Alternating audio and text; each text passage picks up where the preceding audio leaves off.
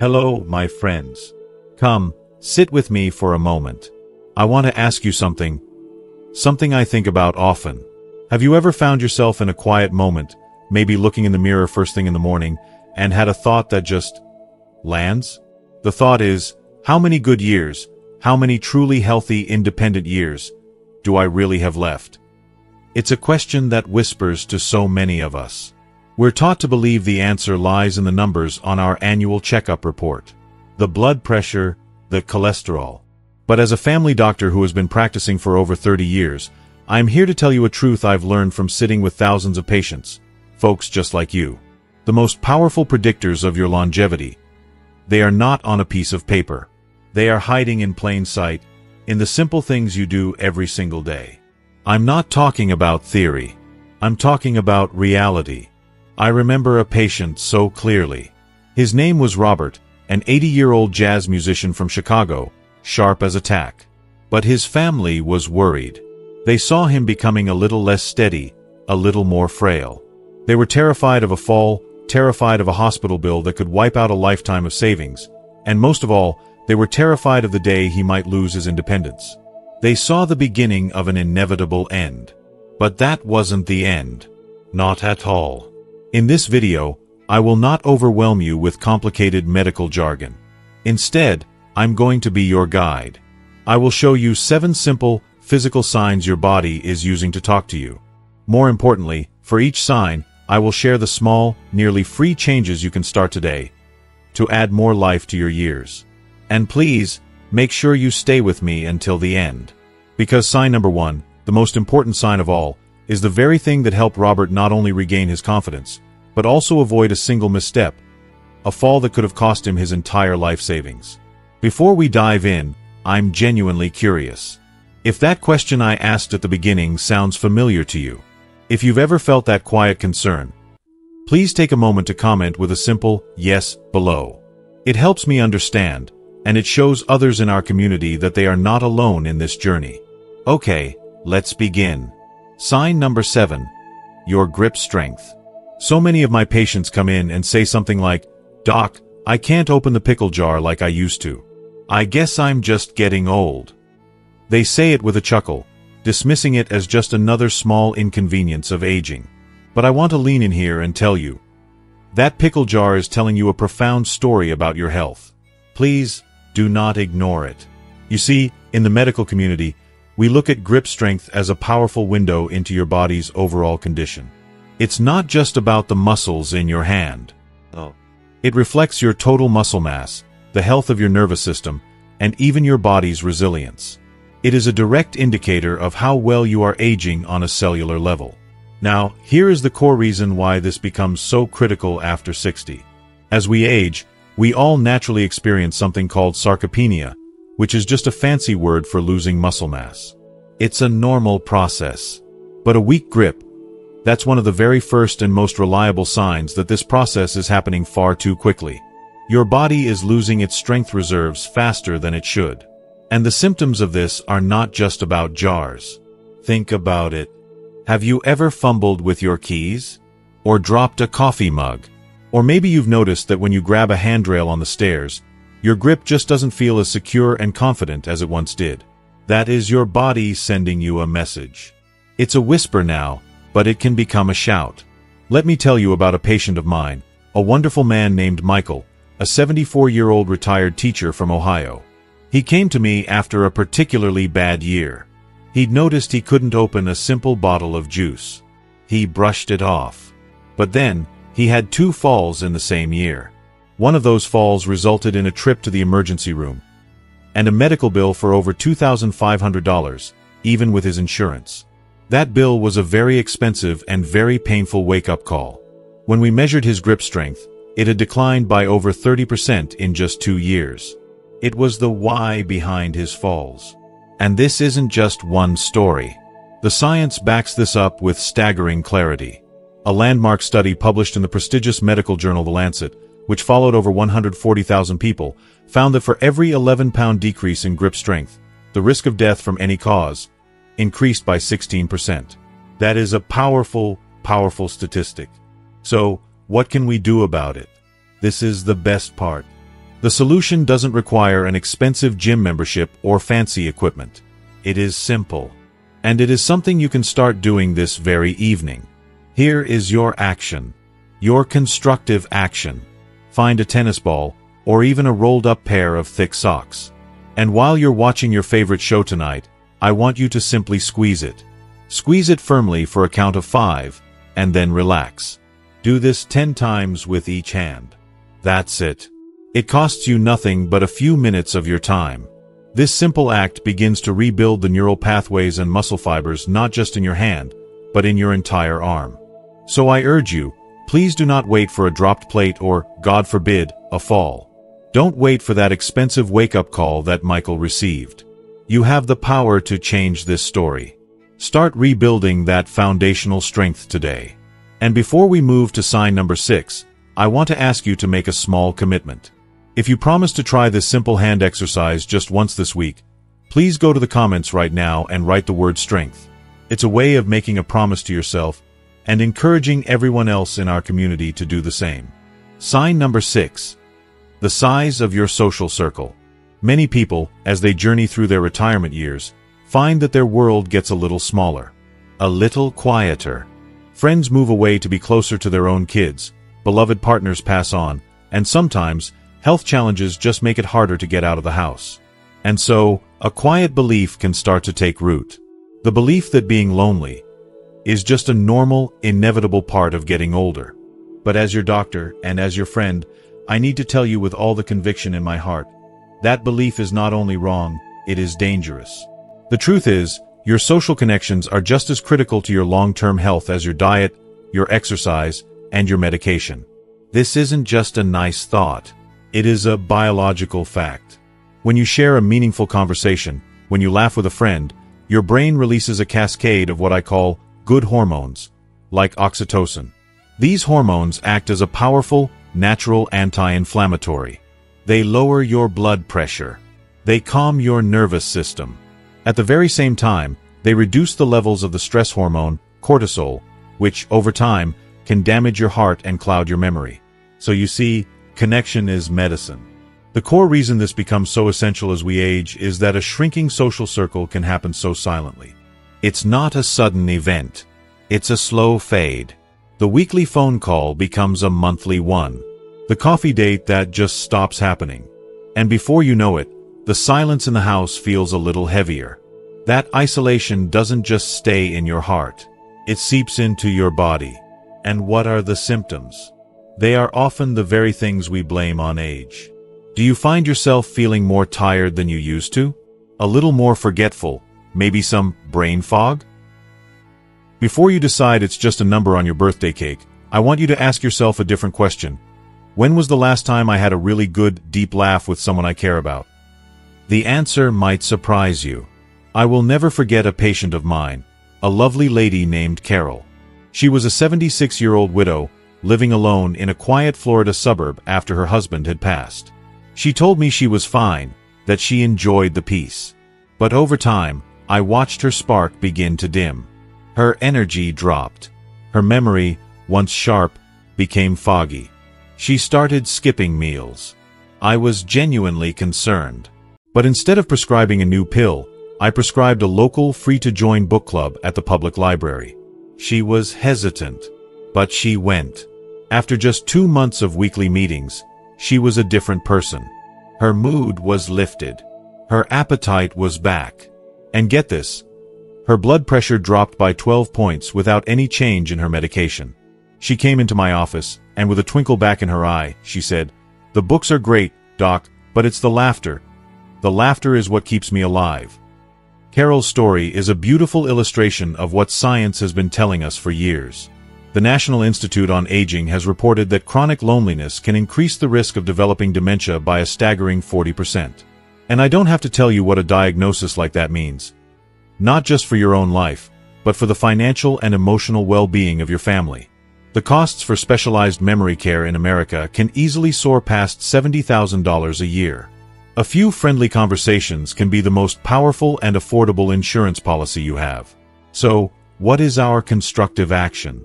It is beautifully simple. This week, I want you to take one small step. Just one. Pick up the phone and call an old friend or a family member you haven't spoken to in a while. Not a text. A call. Let them hear your voice. Or, go online and look up your local senior center or community library. See what free classes or groups they offer. I often tell my patients to nurture their relationships the way they would a precious garden. They require a little attention, a little care, but the life and beauty they give back is immeasurable. It is one of the most powerful medicines we have, and it doesn't cost a penny. If you agree with that, if you truly believe that friends are the best medicine, please take a moment and comment below with the word friends. Let's fill the comments with a celebration of connection. Sign number 4. Your albumin levels. Now, let's talk about a sign that you can't see or feel, but one that is hidden deep inside your routine blood work.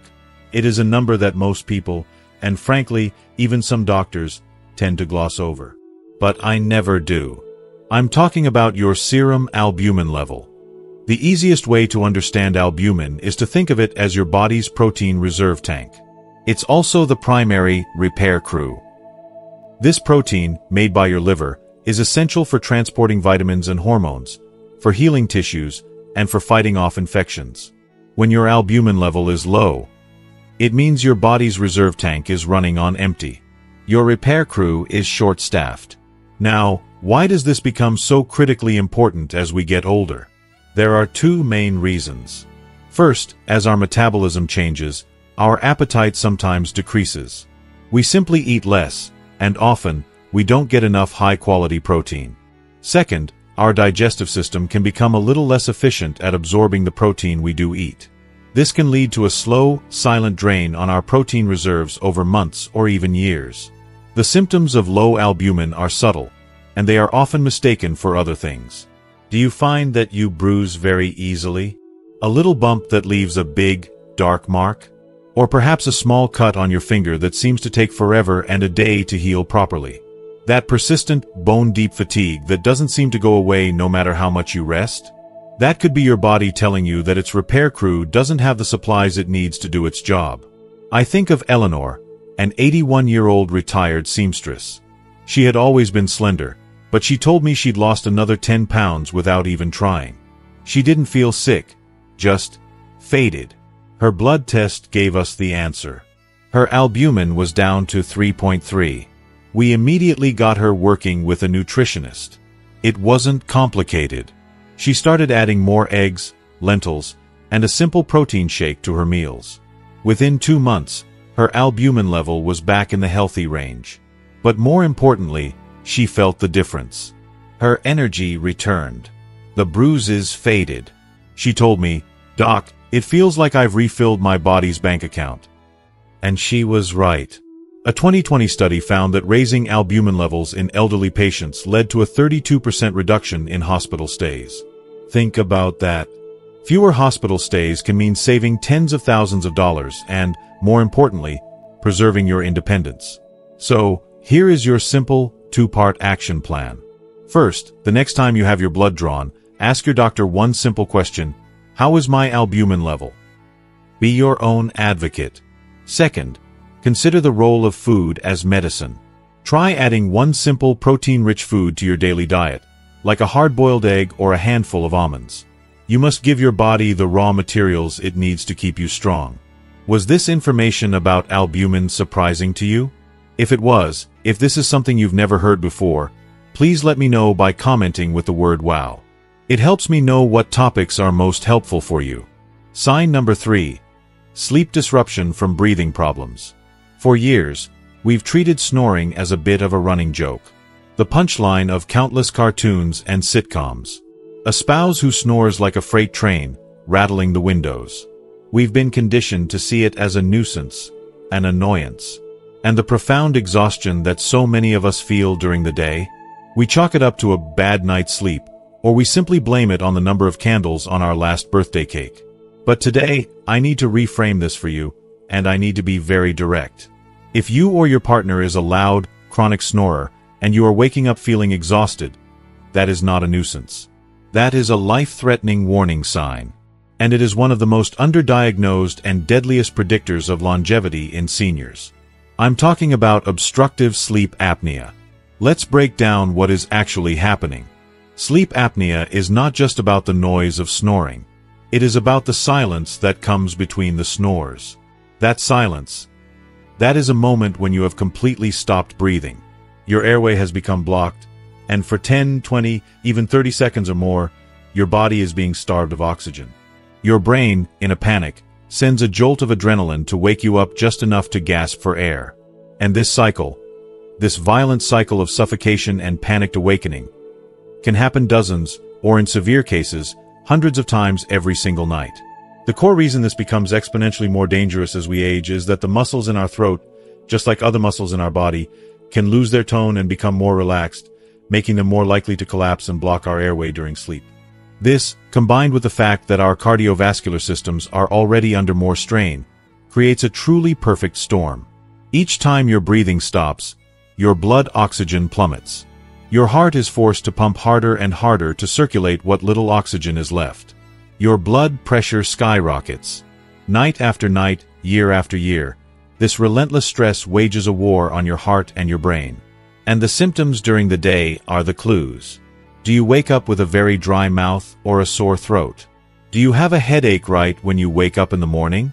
Are you finding it difficult to concentrate during the day, or do you feel an overwhelming wave of sleepiness hit you in the afternoon, even if you were in bed for a full 7 or 8 hours? And for the men listening, having to get up to use the bathroom multiple times a night is another classic red flag. Let me tell you about David. He was a 73-year-old retired firefighter from Ohio, a man who had spent his life running into danger to save others. For years, he thought his constant fatigue was just the price he paid for a long, physically demanding career. His wife had complained about his snoring for over a decade. But it wasn't until the moment he fell asleep at the wheel, just for a few seconds, at a red light, that he knew something was deeply wrong.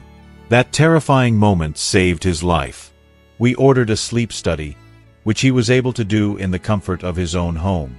The results were shocking. David was stopping breathing over 30 times every hour. Severe sleep apnea. He started using a CPAP machine, which delivers a steady, gentle stream of air to keep the airway open. The change was not gradual. It was immediate. Within 2 weeks, his energy returned. His mood brightened.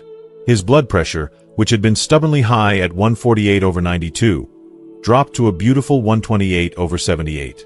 He told me he felt 10 years younger. That machine, which might have a copay of a few $100s, saved him from a future of heart failure or a massive stroke, medical events that can financially and emotionally devastate a family. And the science is unequivocal. Studies have shown that untreated sleep apnea can increase the risk of heart failure by 58% and the risk of stroke by 67%. Treating it, however, can reduce the risk of all-cause mortality by up to 40% over a decade. So, here is your urgent call to action. If any of this sounds familiar, if you see yourself or your partner in this description, please do not wait for a scary moment like David had. Talk to your doctor. Ask about a sleep study. It is a painless, simple test that could quite literally save your life. Do not trade your future for a night of what you think is just bad sleep. Your breath is your life. Protect it. Sign number 2. Mild cognitive impairment. We have a term we use in our culture for those little moments of forgetfulness. We call them senior moments. We say it with a laugh, a shrug of the shoulders. Forgetting a name, walking into a room and not knowing why, losing your train of thought mid-sentence. So many of us accept these moments as a normal part of the aging brain. We hide them, often out of embarrassment or a deep-seated fear of what they might mean. But here is a truth I need to share with you, from a place of deep care. While some minor memory slips can be normal, there is a condition called mild cognitive impairment, or MCI, that is not. And ignoring it can be one of the most dangerous things you can do for your future. Let me explain what MCI is. It is not dementia. It is not Alzheimer's. Think of it as a gray area. It's a stage where your memory and your thinking skills have declined more than what we would expect for your age. But, and this is the key, not so much that it interferes with your ability to live your daily life independently. You can still manage your finances, you can still drive, you can still take care of yourself. But things are just harder. It is an early warning sign. It is a yellow light. The core reason why we must take this yellow light so seriously is that MCI is heavily influenced by our lifestyle. This is so important. It is not a death sentence. It is not an unstoppable slide. Your brain's health is profoundly connected to your physical health. Your blood sugar, your sleep quality, your stress levels, your diet, and how much you move your body. This means that this is not just a story about decline. It can be a story about a comeback. What are the symptoms? They are often subtle. It's not just about forgetting where you put your keys. It's about forgetting a recent conversation you just had with your child. It's struggling to make what used to be a simple decision, like what to make for dinner. It's finding it more difficult to manage multiple steps, like following a recipe or paying the monthly bills. If these moments are happening more and more frequently, that is your brain asking for help. Let me tell you about Margaret, a 75-year-old retired nurse from Sacramento. A woman who had spent her entire life taking care of others. She noticed she was forgetting items on her grocery list, and one day, she realized she had left the stove on. Her daughter, out of love and concern, gently insisted on a cognitive assessment. The result was early MCI. Margaret told me she was devastated. She said, "I thought this was the beginning of the end." But her neurologist told her something wonderful. He said, "Margaret, awareness is power." And he was right. She didn't surrender to the diagnosis. She fought back. She joined a local brain fitness program at a community center that combined light walking, puzzles, music therapy, and group discussions. She started eating more of what we call brain foods, leafy greens, salmon, berries. 6 months later, her follow-up memory test scores had improved by 11%. But it was more than the number. Her balance was better. Her mood was brighter. She had a new community. Today, she mentors other seniors in that same program. She transformed what she thought was an end into a new beginning. And the science tells us why Margaret's story is possible. A major 2022 study in the journal Neurology showed that while 45% of people with MCI may progress to dementia within 5 years, interventions can make a huge difference. We know this. And the stakes are high. The cost of full-time memory care in the United States is astronomical, often exceeding $6,000 a month. Taking action now is an investment in your health, your independence, and your family's financial future. So, here is your constructive action. Start today. Challenge your brain in a new way. If you always do the crossword, try Sudoku. If you love to read, try listening to a new kind of music. And please, move your body. A brisk walk is one of the best things you can do for your brain, sending a fresh supply of oxygen and nutrients right where they are needed most. Do not hide from this. Do not be ashamed. Facing it, getting checked, that is an act of courage. It is an act of profound self-respect. It gives you the power to write your own next chapter. If you believe in the power of keeping your mind active and engaged, I would be honored if you would go to the comments and simply write the word SHARP. Let's create a chorus of voices committed to lifelong learning and brain health. Sign number 1. Your gait variability. We've already talked about the speed of your walk, but this is different. This is about the quality of your walk. It's about the rhythm, the consistency, the evenness of your every single step. The medical term is gait variability. And I want you to forget that term. Instead, I want you to think of it as the melody of your movement. When we are young and healthy, our walk has a steady, almost perfect rhythm. Like a metronome. Left, right, left, right. The time between each step is almost identical, down to the millisecond. The length of each stride is almost perfectly matched. We don't have to think about it.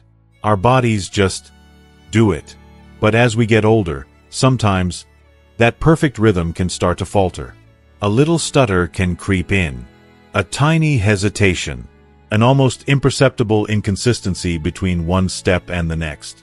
That is gait variability. Now, here is the scientific truth that I find so profound. That subtle inconsistency, that slight break in the melody of your walk, is one of the earliest and most reliable signs that there is static on the line between your brain and your body. Think about what it takes to walk. It is an incredible act of coordination.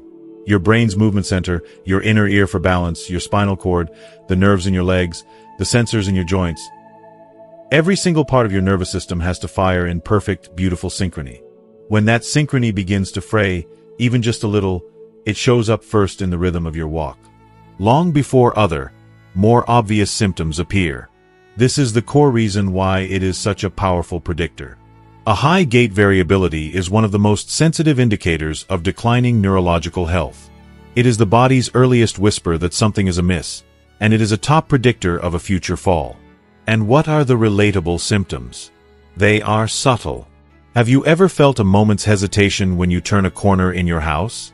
A brief feeling of being unsteady? Or maybe you've noticed that sometimes one foot seems to land a little more heavily than the other. Or you feel a slight shuffle in your step when you're tired. Those are not just random quirks. Those are the signs. Now, I want to bring you back to the story I told you at the very beginning. The story of Robert, the 80-year-old jazz musician from Chicago. When his daughter brought him to see me, this is exactly what she was describing. She said, "Dad is still sharp, but when he walks across the living room, he sometimes shuffles or pauses for just a second before he turns." She was describing high gait variability. His brain scan was normal. His blood work was perfect. But the melody of his walk told us the truth. His nervous system was beginning to show signs of wear. And that put him at an extremely high risk for a fall.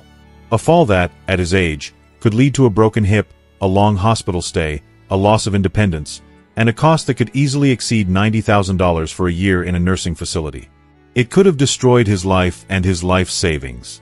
But we took action. This is the part of the story that is filled with hope. We started Robert on a simple program. He began balance training. He joined a free Tai Chi class at his local senior center. He worked on coordination drills. And after 4 months, the change was remarkable. The melody of his walk returned. The hesitation was gone. The shuffle disappeared. He evened out his rhythm. And the scientific proof is simply breathtaking. A massive 2020 study in the journal Frontiers in Aging Neuroscience followed over 9,000 seniors for 8 years. It found that those with high gait variability were 73% more likely to die within that time frame. 73%. But a meta-analysis from the Journal of Gerontology in 2023 confirmed what we saw with Robert. Interventions that improve gait consistency, like Tai Chi and balance exercises, can reduce death rates by 39% in seniors over 75. So, here is your final, and perhaps most important, constructive action. Start paying attention to the whispers of your body. Start listening to the melody of your walk. And try this simple exercise tonight, while you're brushing your teeth. Stand near the counter for support, and simply try to balance on one leg for 10 seconds. Then switch to the other. This small, daily act begins to retrain and strengthen those critical neural pathways.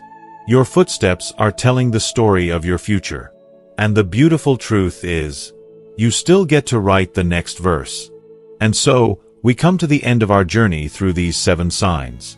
I want to bring you back, just for a moment, to the story we started with. The story of Robert, the 80-year-old jazz musician from Chicago. Remember his family's fear? Their worry about a fall, about him losing the life he loved? Today, Robert is 82 years old. He still lives in his own home. He still meets his friends for coffee. And he still plays his saxophone, filling his house with music. The melody of his walk is strong again. Why? Because he and his family chose to listen. They heard the body's whisper, before it ever had a chance to become a scream.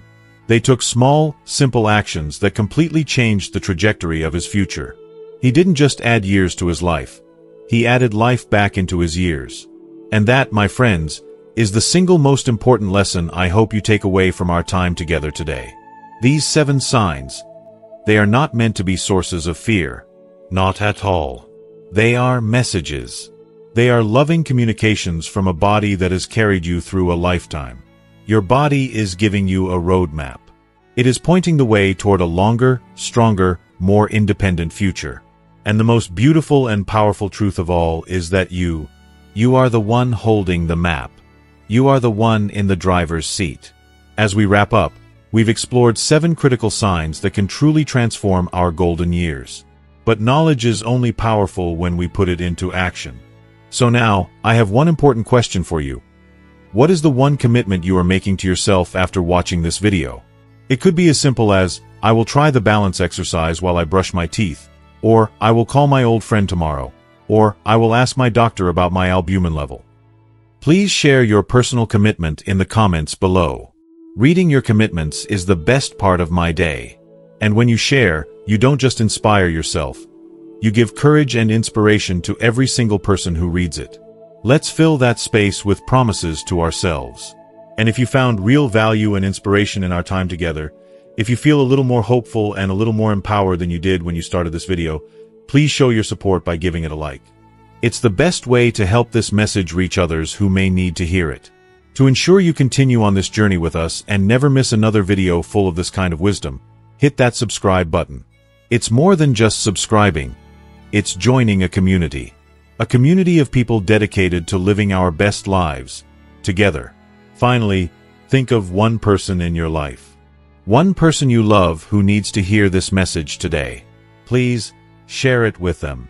It might be the most important gift you give them all year. You might just change their life. Thank you for watching. Stay healthy, stay wise, and I'll see you in the next video.